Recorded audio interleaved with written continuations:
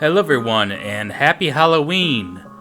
Tonight's video will be coming out Monday or the day before Halloween, so this is your Halloween special of the Night Shift Podcast.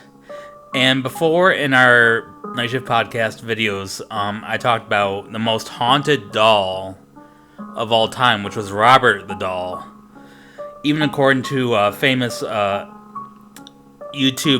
well, he doesn't really call himself a ghost hunter, more of a ghost explorer and documenter, but oh my gosh, a lot of you probably know who he is. Even he says that Robert the Doll was more haunted and scary than this doll, but this doll is more famous, mainly because of the Conjuring movies and the Annabelle movies. But today we're going to talk about Anabelle. She is actually a Raggedy Ann doll. A lot of people don't know that. And she actually, if Hollywood would have kept her as a Raggedy Ann doll, I thought it would have been creepier. But of course, they had to make her this cliche-looking, bug-eyed doll that I just thought was kind of stupid. But anyways, so here's a story about Anabelle. Anabelle, which of course at the time she wasn't named Anabelle, she was just a Raggedy Ann doll, was given to two trainee nurses that were living in an apartment along with their fiance, or one of them had a fiance named Cal. And weird things would happen. They'd set her down in the bed with her arms crossed out, or laid out, and then they got back home from work and she was in a completely different position, but still on the same bed. It would start off with little things, and got worse. Eventually she'd move from room to room, and then they'd find, like, what appeared to be dark red blood on her. And she would leave notes like, help me, or help Cal, like, who I said was one of the nurse's fiancés. And then one day, Cal was sleeping, and he felt a presence choking him down. And he woke up to Anabelle actually on top of him, choking him. And at that point, they contacted a priest. And the priest said, this is the spirit of a little girl named Anabelle who lived here and died here back when all this was just fields back in the early 1900s. Or even the 1800s. And she really just wants to be welcomed. So they welcomed Anabelle, and that's when things really got bad. She would eventually leap from the bed onto Cal and attack him physically, supposedly. I don't believe in this kind of stuff. I just like anything spooky and scary. I want to believe in it, but I just don't at the time. And eventually, they got so scared, they contacted another... Well, first they tried getting rid of the doll. They'd throw it outside, or throw it in the dumpster, and then walk back inside, and there it was sitting on the bed staring at them. So eventually they realized they couldn't get rid of it. So they weren't satisfied with the original priest's answer, so they got another priest, and he picked it up and just looked it in the face and said, "You're nothing but a Raggedy Ann doll." And later that night, he drove home after visiting Anabelle, and his car had brake failure, and his power steering failed, and he almost got in a near-death accident. Thankfully, he didn't die, but it's rumored that him mocking Anabelle, calling her just a Raggedy Ann doll, was what triggered his car malfunctioning and him almost dying. So eventually they contacted Ed and Lorraine Warren.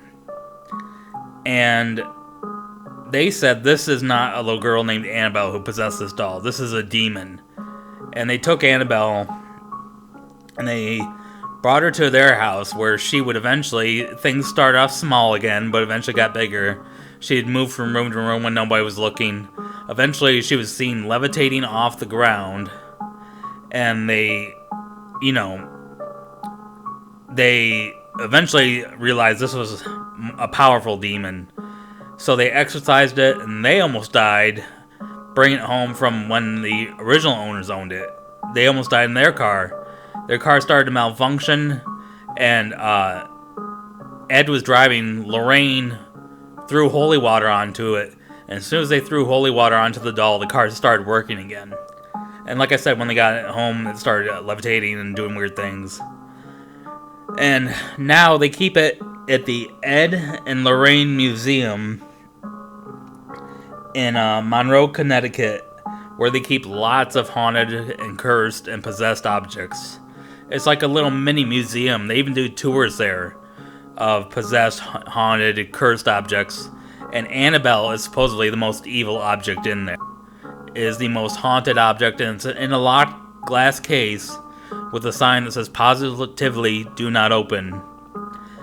And she gets, the whole room is blessed with a priest with holy water monthly, but Anabelle specifically gets blessed weekly.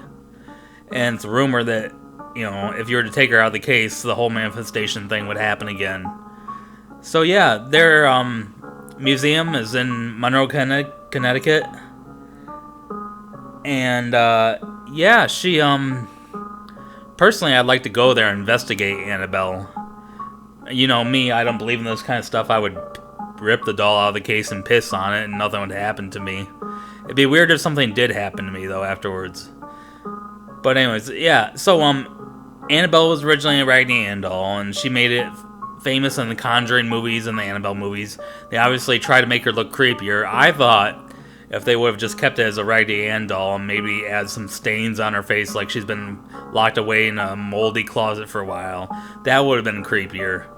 But the movies are supposed to be accurate representations of her story, or the demon's story that haunts the doll. Obviously, some things were exaggerated for Hollywood. Hollywood always does that. They'll take true horror stories and they'll manifest it into something else. But anyways, this is a short night shift video for you for Halloween. Like I said, it might come out the night before Halloween or Halloween morning.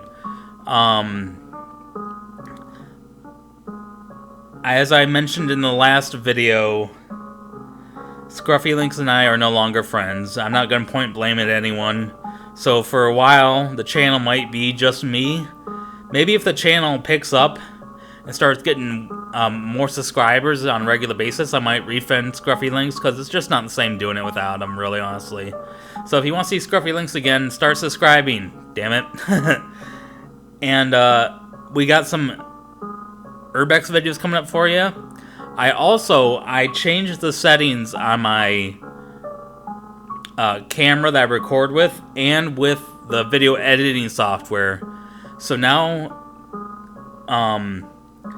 the footage is a lot more clear, the footage was always clear as long as the camera wasn't moving, but with the movement it would get a little blurry. That is now fixed. So I'm going to go urbexing in a couple new places. A couple places we already been to, but I want to refilm them with better quality footage, so you have a better quality video, more detailed, less blurry, less laggy movement. So that will be fixed. And then we have and one of the abandoned places in Detroit I'm going to go to too soon. So, and then we have an episode of Supernatural Skeptics coming up, or Supernatural Skeptic right now since it's just me. But yeah, anyways, you all have a nice Halloween, and I hope you enjoyed tonight's video.